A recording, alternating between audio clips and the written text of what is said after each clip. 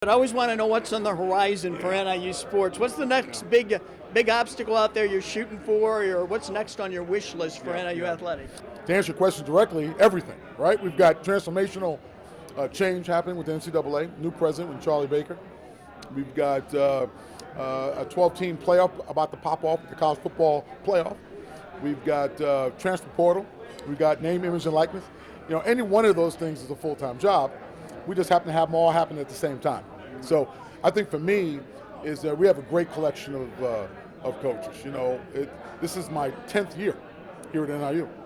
And to be able to take this group of coaches and administrators on the road, I can kind of see the seeds of growth over the years. And this is by far some of the best collection of coaches that I've had during my 10 years. For me now, it's about to reinvent the next level. The next level for us right now is to solidify some of the consistency that we've seen in some programs around winning championships.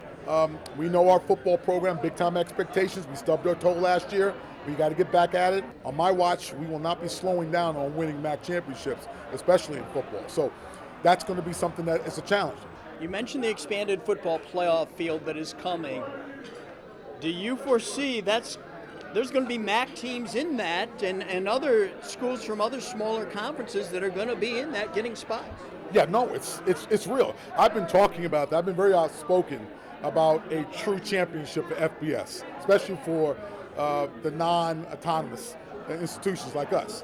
People call them different names, either Power 5 or Group of 5. I don't like those names. I think they don't really tell the story. I think now we have a championship. We have an opportunity now to play for something. Everybody has a chance to play for a national championship. Now, the Group of 5 or the non-autonomous institutions could put together a non-con schedule along with a conference schedule and have a shot based on their body of work to be able to compete for a national championship. So now it's on. It's on. I want to ask you about the Convocation Center. It's a beautiful, fabulous facility, but it's disappointing, a little disheartening for me to go there and see that the seats aren't full, you know, that the crowds aren't bigger.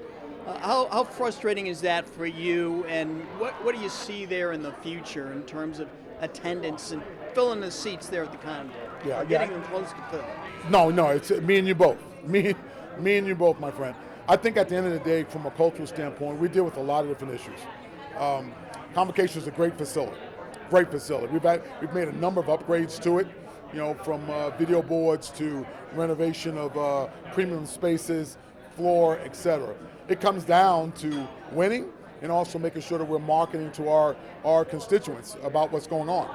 I do feel that the step that was made this particular year with some of our group sales and some of our other sales around filling the arena are going to bear fruit. You know, basketball, right now we've got to be able to go out there and be aggressive with making sure we get butts in the seats, and that just hasn't happened for us.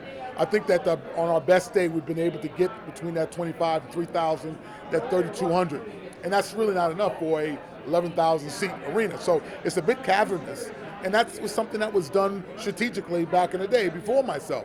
I agree that the facility itself is one of the best places to play in our league. When people come there and they see what we have, it's a fantastic facility, but we got to fill it.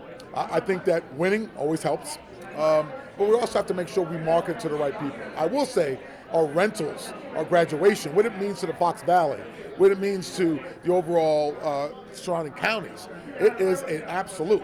We have over 40 to 50 different graduations, high schools and colleges that use that facility. We have countless amount of rentals that use that facility. So it's not underutilized, it's just that what we've got to do is flip it on the intercollegiate side if we want butts in the seats and cater to that particular population. It's kind of ironic considering where we're at tonight, but gambling has just become so big in sports at the college and pro levels, and some institutions at the college level are being investigated because some of their athletes may have done some things along the gambling lines they shouldn't have. So what can your coaches and your staff at NIU do to make sure your student athletes are aware of the rules and they don't make a wrong move? Yeah, you know, it's a great question. You know, we've legalized cannabis, we've legalized sports wagering, all the taboo things. Like when I was growing up, stay away, right? You still cannot bet. It is prohibited, and from an NCAA perspective. we all got together as Division I ADs and really sent a message to our legislator about the fact that what we're concerned about, betting on our games, parlays and other types of things. And my fine gentleman down at the University of Illinois did a great job as leadership. And Josh did a fantastic job with assembling us and making sure that our state legislators understand that we do not want to jeopardize what we have here, which is making sure our student athletes understand what to do. You know, the great state of Iowa, there were some issues relative to some things that were going on there. I'd be naive to say that everyone in the great state of Illinois understands the same rules and we don't have something going on in that regard. What we've done is launched an aggressive campaign on dealing with sports wagering, education behind that, the do's and don'ts from an NCAA perspective. It's something that's always been around us. It's just now that as states have legalized certain things around the gambling side, we have to pay more attention to it. So it's no substitute, again, for daily preparation in that area. I feel really good with our robust education, our in-service trainings, our education targeted at the students and the staff that, again, here are the rules, here's the situation going on, understanding that repercussions will fall on you if you go outside of those particular rules, but to understand, to educate. That's the first thing that needs to happen. What's permissible and what's not. I think as we go through that process, we'll be in good shape.